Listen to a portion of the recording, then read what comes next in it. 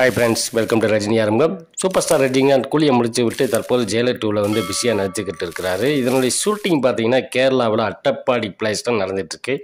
பொதுவாக வந்து தலைவர் வந்து ஒரு படத்தோட ஷூட்டிங் நடந்துக்கிட்டு இருக்கும்போதே அடுத்த படத்திற்கான கதையை வந்து செலக்ட் பண்ணிடுவார். அந்த வகையில் பார்த்தோம்னா தலைவர் 173 இயக்கப் போவது குறித்த தகவலும் வந்து அவ்வப்போது வந்து வெளியாகிட்டு தான் இருக்குது. தற்போது சுமோ பட ப்ரமோஷனில் வந்து நெறியாளர் வந்து கேள்வி கேட்குறாங்க. ரொம்ப நாளைக்கு முன்னாடி ரஜினி சார் படம் பண்ணுவது சம்மந்தமாக எந்த அளவுக்கு போய்கிட்டு இருக்குன்னு நம்ம இவர் ஐஸ்வரி கணேஷ்ட்டு கேட்குறாங்க. அதுக்கு அவர் என்ன சொல்லியிருக்காருன்னா, ரஜினி சார் படம் ஏதாவது டக்குன்னு அப்டேட் சொல்ல முடியுமா? நீங்கள் பேச்சுவார்த்தை போயிட்டுருக்குன்னு சொல்லியிருந்தீங்க லாஸ்ட் டைம் உங்களை நான் மீட் பண்ணும்போது. அது எந்த அளவுக்கு இருக்குது? இப்போது கிட்ட நெருங்கி வந்திருக்கு.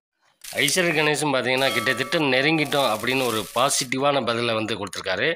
ஸோ தலைவர் 173 தயாரிப்பாளர் வந்து ஐஸ்வரி கணேஷ், தலைவரை டைரக்ட் பண்ண போகுது வேறு யார்? கார்த்திக் சுப்ராஜ் தான். இவர் இப்போ ரெட்ரோ படத்தை முடிச்சுட்டு இப்போ தான் ஃப்ரீயாக இருக்கிறாரு. நடுவில் வேறு எஸ்கேவை இயக்கிற மாதிரி ஒரு நியூஸ் போய்கிட்டு இருந்தது.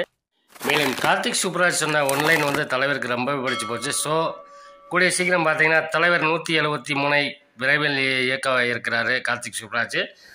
ஓகே, பார்க்கலாம். தலைவர் வந்து 173, அதே அநேகமாக வந்து கார்த்திக் சுப்ராஜுக்கு தான் வாய்ப்பு வந்து அதிகமாக இருக்குதுன்னு எல்லோரும் சொல்லியிருக்காங்க. ஸோ பார்ப்போம், வெயிட் பண்ணி பார்ப்போம். ஓகே ஃப்ரெண்ட்ஸ், இந்த வீடியோ பிடிச்சிருந்தால் லைக் பண்ணுங்கள், கமெண்ட் பண்ணுங்கள், ஷேர் பண்ணுங்கள். முக்கியமாக வந்து சப்ஸ்கிரைப் பண்ண மறந்துடாதீங்க. மகிழ்ச்சி.